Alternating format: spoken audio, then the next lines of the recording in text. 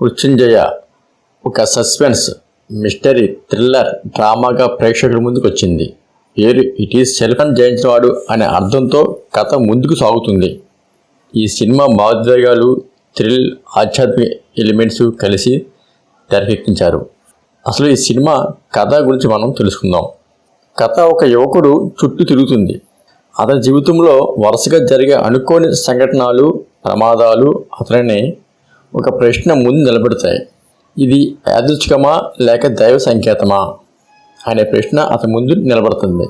ఒక ప్రమాదంలో చావు దాటుకుని బయటపడిన తరువాత అతని జీవితం పూర్తిగా మారిపోతుంది.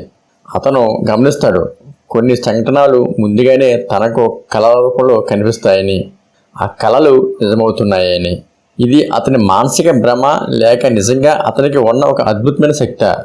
ఈ ప్రశ్నల చుట్టూ సినిమా క్లైమాక్స్ వరకు ఉత్కంఠభరితంగా నడుస్తుంది. ఇది సినిమా యొక్క ముఖ్యమైన పాయింట్స్. కథ అయితే నటన పరంగా హీరో తన పాత్రలో చాలా నేచురల్గా నటించాడు. ముఖ్యంగా ఎమోషనల్ సీన్స్లో అతని కళ్ళలో కనిపించే భయం, అయోమయం చాలా బాగా కనిపించింది. హీరోయిన్ పాత్రకు పెద్దగా స్కోప్ లేకపోయినా కథకి అవసరమైన స్థాయిలో బాగానే చేసింది. విలన్ పాత్ర చాలా స్ట్రాంగ్గా ఉంది. అతను బ్యాక్గ్రౌండ్, మోటివేషన్ కథలకి బలంగా ఇచ్చాడు. అయితే దర్శకుడు టెక్నికల్ గురించి చెప్పినట్లయితే దర్శకుడు కథను చాలా నెమ్మదిగా బలమైన స్క్రీన్ ప్లేతో నడిపించాడు. మొదటి భాగం కొంచెం స్లోగా అనిపించినా రెండో భాగం నుంచి అసలు థ్రిల్ మొదలైంది. బ్యాక్గ్రౌండ్ మ్యూజిక్ సస్పెన్స్ సీన్లో చాలా బాగా వర్కౌట్ అయింది.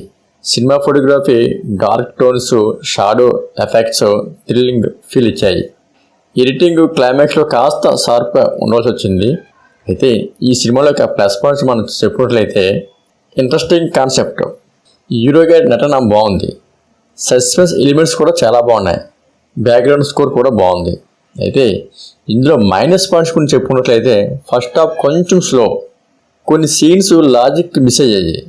హీరోయిన్ పాత్రకు తక్కువ ప్రాధాన్యం ఇవ్వటం ఈ సినిమాకి హీరోయిన్కి కొంచెం మైనస్ పాయింట్గా చెప్పుకోవచ్చు.